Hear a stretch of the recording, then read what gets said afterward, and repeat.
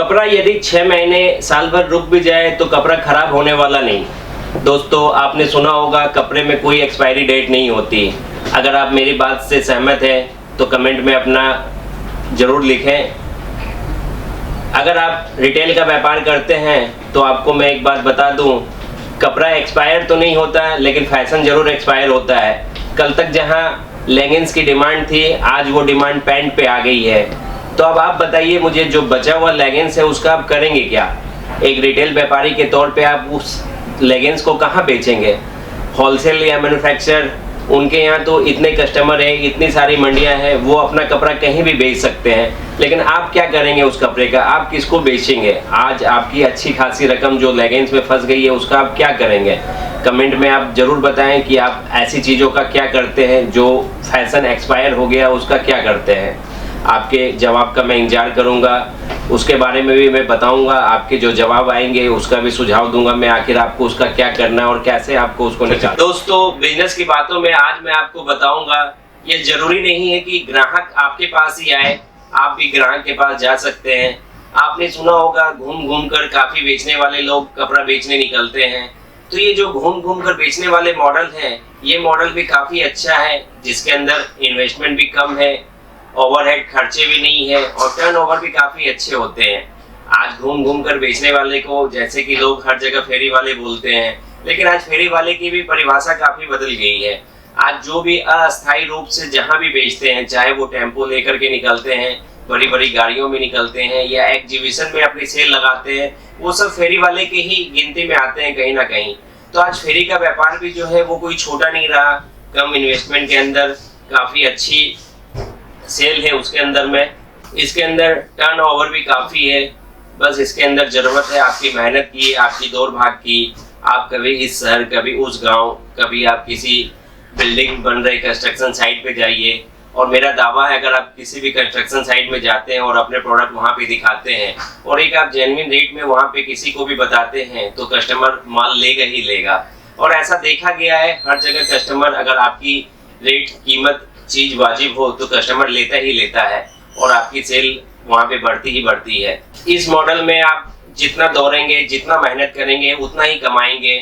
आज आप इसके अंदर में क्या चल रहा है, क्या बिकेगा, कहाँ सस्ता मिलेगा, ये सब चीज पे आप ध्यान देते हैं तो आपका व्यापार इसमें काफी बेहतर होता है। इस मॉडल में आप जितना दौड़ेंगे, जितना मेहनत करेंगे, उतना ज्यादा व्यापार कर पाएंगे।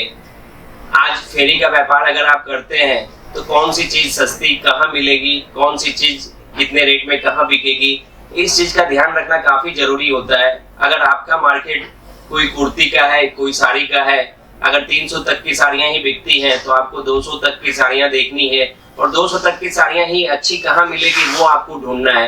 जब ये चीज आप कर लेते हैं तभी आप इस मॉडल में सक्सेस हो पाते हैं, क्योंकि आज ये मॉडल है जो कहीं ना कहीं सस्ती चीजों पे आधारित है। अगर आपकी चीजें सस्ती हैं तभी इस मॉडल में आप सक्सेस हो पाएंगे।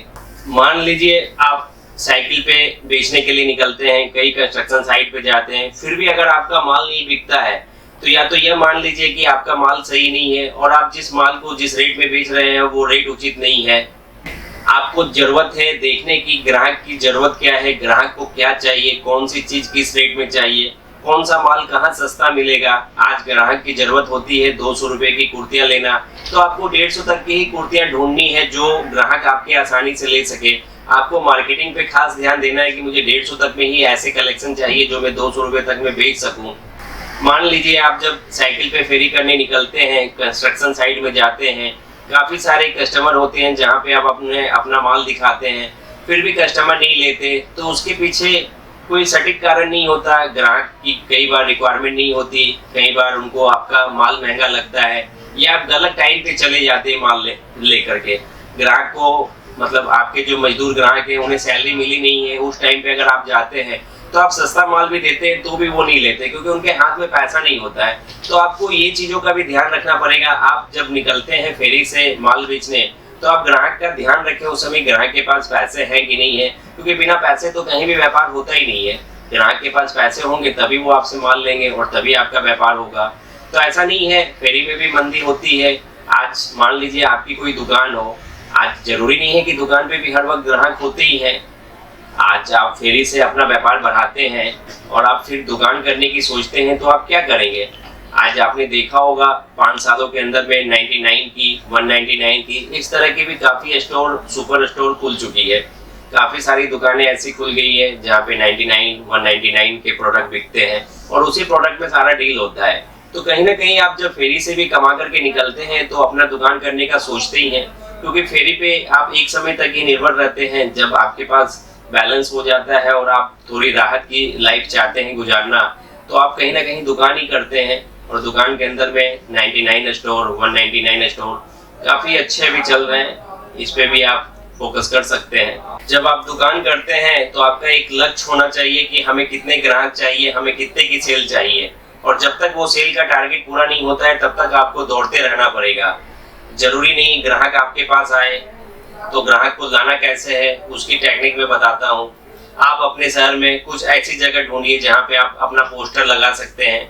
3-4 जगह तो ऐसी होनी चाहिए जहाँ पे आपके नाम बैनर जरूर दिखें।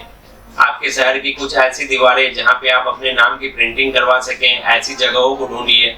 ऐसी जगह पे ढूंढ करके भी आप अपना प्रचार कर सकते हैं। इसके अंदर लागत भी काफी कम आती है। कहीं ना कहीं आज जब हम भी व्यापार शुरू किए थे तो पहले प्रिंटेड साड़ियों का ही व्यापार करते थे, क्योंकि प्रिंटेड साड़ियाँ डेली वेयर में बिकने वाली सबसे ज्यादा साड़ियाँ होती है। इसके अंदर में कोई हो, फेरी वाले हो, दुकान वाले हो, हर जगह इनकी सेल काफी मिलती है। आज प्रिंटेड के साथ साथ हम सिल्क की साड़ियों का भी काम करते हैं। सिल्क की साड़ियों में भी जो कम बजट वाली साड़ियाँ हैं वो भी काफी अच्छी बिकती है। कहीं ना कहीं हमारी भी मानसिकता यही होती है कि हर तरह के ग्राहक को हम भी डील कर सकें। आज जो छोटे ग्राहक है या जो फेरी में सेल करते हैं वो भी माल बेच सकें, उनके हिसाब से भी हमारे यहाँ सारे माल मिलते हैं। ऊंची रेंज के तो मिलते ही मिलते हैं, आपको हल्की रेंज में भी वो सारी चीजें बिकती हैं जो अभी सबसे ज्यादा सेल में होती हैं। आज मेरा सूरत रेलवे स्टेशन पे कई बार जाना होता है। जब सूरत रेलवे स्टेशन से मैं गुजरता हूँ तो पास के ही पेट्रोल पंप पे कई बार रुकना हुआ।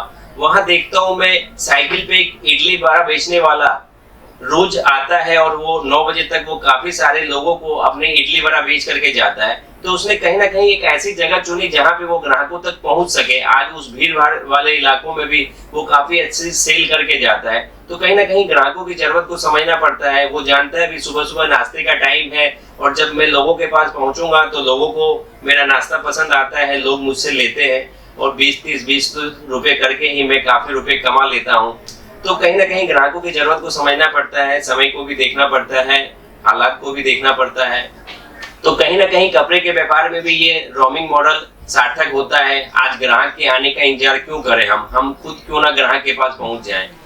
कभी बड़े शहरों में आपने एग्जीबिशन देखा होगा, होटलों के प्रांगण में आपने 30-40 स्टॉल देखे होंगे। आखिर ये एग्जीबिशन मॉडल है क्या? आने वाले समय में मैं आपके लिए एग्जीबिशन मॉडल पे भी वीडियो लेकर के आऊंगा। तो आज का वीडियो आपको कैसा लगा कमेंट में जरूर बताएं। चैनल पे अगर आप नए हैं तो चैनल को सब्सक्राइब जरूर करें।